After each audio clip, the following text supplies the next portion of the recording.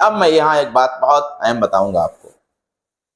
کئی سارے لوگوں کے بارے میں جب ہم لوگوں نے بتایا کہ دیکھیے یہ ایسا غلط کرے، اتنی فاش غلطی، اتنا صاف غلط ہے یہ مسئلہ بولے ہیں انہوں نے، تو کہا کہ ان کو بتائیے وہ رجوع کر لیں گے، آپ ان کو ڈائریکٹ بولیے وہ رجوع کر لیں گے. تو میں نے کہا کہ سوال یہ ہے کہ آپ بولتے ہی کیوں ہیں؟ بھائی رجوع کرنے کا اختیار اس کو جس کے پاس علم ہو.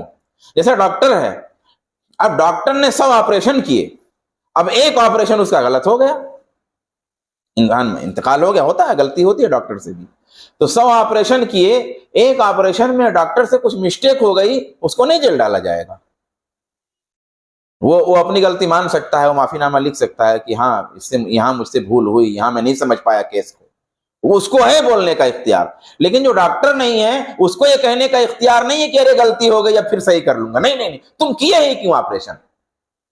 تو جو عالم نہیں ہے اس نے دین کے مسئلے میں بات کیا، اب اس کے بعد میں وہ یہ کہتا ہے، ہمت دیکھیے، کہتا ہے کہ بھائی ہم رجوع کر لیں گے یا فلاں صاحب رجوع کر لیں گے. بھائی رجوع کی اتھارٹی کہاں ہے تم کو؟ یعنی رجوع کی ایک اتھارٹی ہوتی ہے، وہ اتھارٹی تمہارے پاس کہاں ہے؟ تو عجیب فتنہ، یعنی دھوکہ ایسے دیا جاتا ہے پبلک سمجھ نہیں پاتی. کہا کہ وَإِذَا حَكَمَ فَاجْتَهَدَ فَأَخْطَأَ فَلَهُ أَجْرٌ، کہ جب فیصلہ دیا اور غلطی کیا، فیصلہ دیا، محنت کیا، غلطی کیا تو اس کے لیے اجر ہے. تو کہا دیکھیے وہ غلطی تو انہوں نے کیا ہے لیکن اس غلطی میں بھی ان کے لیے بدلہ ہے کیونکہ انہوں نے محنت کیا. نہیں، غلط بات.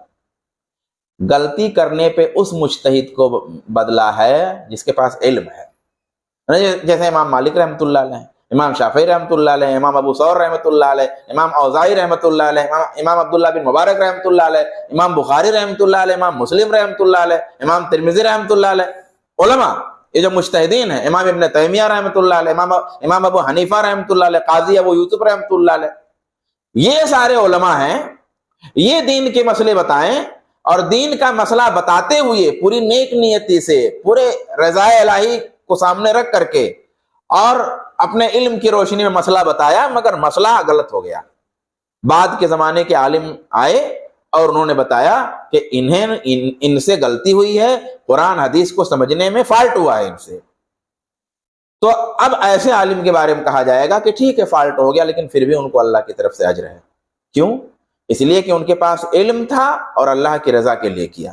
لیکن ہماری نیت چاہے جتنی اچھی ہو مگر ہمارے پاس علم نہیں ہے اور ہم کوئی فتویٰ دیں گے اور وہ غلط ہوگا تو اس پہ ہم کو بدلہ نہیں ہے، گناہ ہے. یہ سمجھنے کی بہت ضرورت ہے، اس کو سمجھیے اس کیس کو.